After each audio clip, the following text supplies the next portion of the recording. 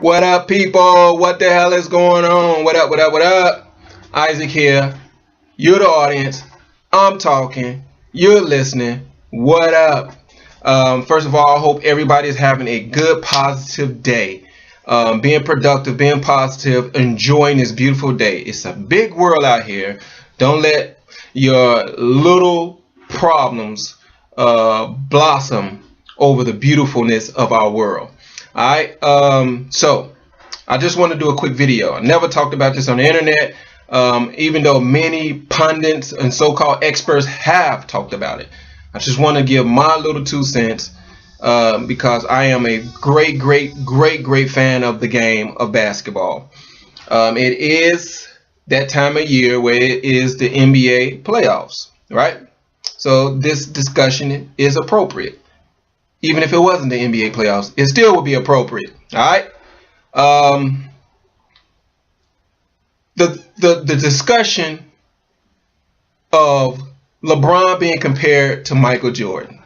This topic has been discussed and covered by NBA experts, NBA pundits, former NBA greats, and it's kind of like everywhere.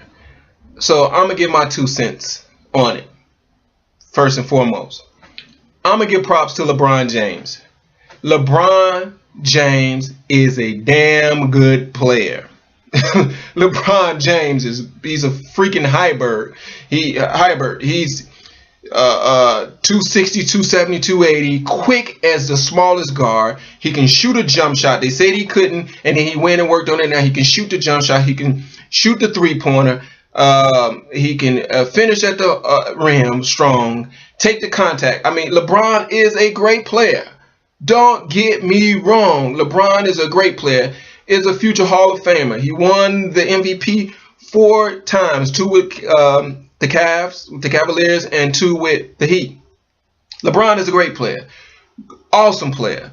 Brings a lot to the game. Very talented. Nobody's taking away from the talent of LeBron James. And notice I got notes. I had stats, but I'm not going to even pull up the stats because the stats are not, we're not even talking about stats. I mean, hell, Oscar Robertson had better stats than LeBron. Wilt Chamberlain had better stats than LeBron, maybe, you know, if we're looking at stats. When we're talking about comparing these two, it's like fucking crazy. I'm talking about the overall impact of the game, not just stats. We can talk about stats. The impact of the game is what I'm talking about. When you roll it all together, where's the stats, is will to win, on the court, off the court, the impact that these Michael Jordan had on the game. So I gave you my perspective on LeBron. Great player, talented player. Nobody's taking away from him anything. But the crazy fucking part to me is they skip right over Kobe, the guy with 5 rings, and go to Michael Jordan, that's crazy. Why not compare him to Kobe before you can get to this guy?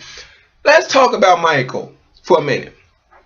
To me, who is the GOAT, the GOAT, the greatest player of all time. You know, somebody can come in and be the greatest player of all time after Mike.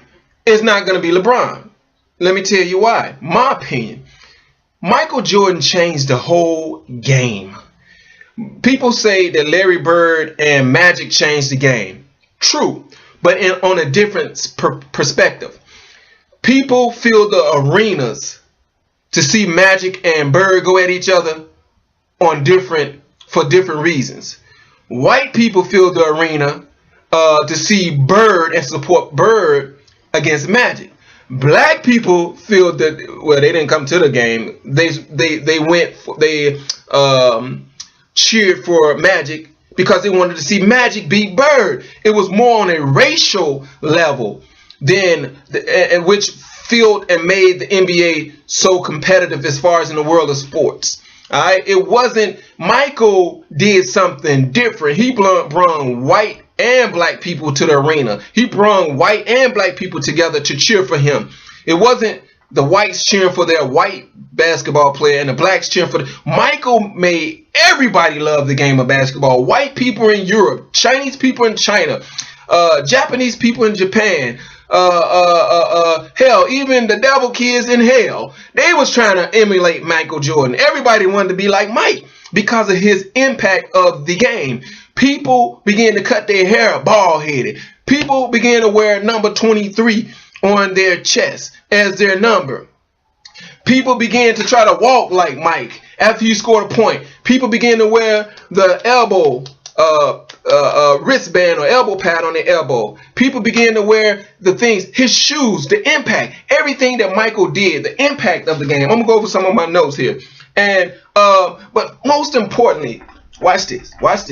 His will to win. If you go to YouTube and you put in, I guess you got to search Michael Jordan interviews or other basketball players talking about Michael Jordan. You'll see an interview where I might find it and I'll put it up. I know I got it in my favorites queue on YouTube.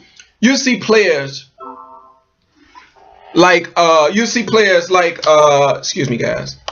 You see players like Bird and Magic and Isaiah Thomas. They even said that this guy's will to win was totally different from anybody in the league at the time. I mean, his will to win the game of basketball. All right, and then I think it was Bird, Larry the Legend, who even said that he think Michael Jordan was God in disguise. This dude was a beast, man. He was small, not as big as LeBron. He wasn't as fast as LeBron, but he was quick. And he still got to the hole. He played against guys that was twice his size. People, do you understand this? All right. Here's the key. That's one of the keys that separate Michael. And I'm going to do a part 2. I'm going to stop this video at about 9 minutes and I'm going to do a part 2.